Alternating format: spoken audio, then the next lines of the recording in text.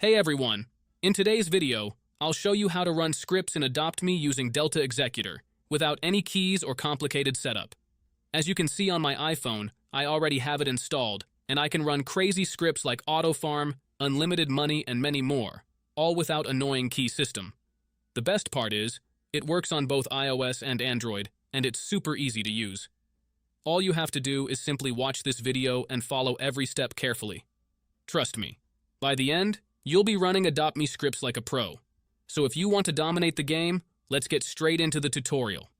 First, open your settings, go to General, and make sure background app refresh is turned on, either for Wi-Fi or for both Wi-Fi and mobile data. This helps the app run smoothly in the background. Next, go into battery settings and turn off low power mode. Low power mode can slow things down, and we definitely don't want that. Once those settings are done, you're ready to continue. Now open your internet browser. In my case, I'm using Safari, and go to delta-install.com.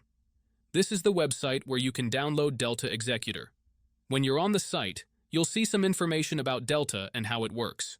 To download it, just tap the download button and choose your device, Apple or Android.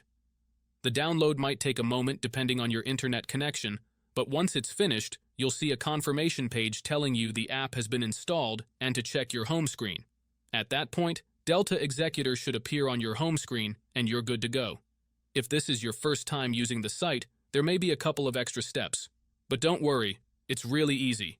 You'll be redirected to a page with a short video tutorial that walks you through everything step by step.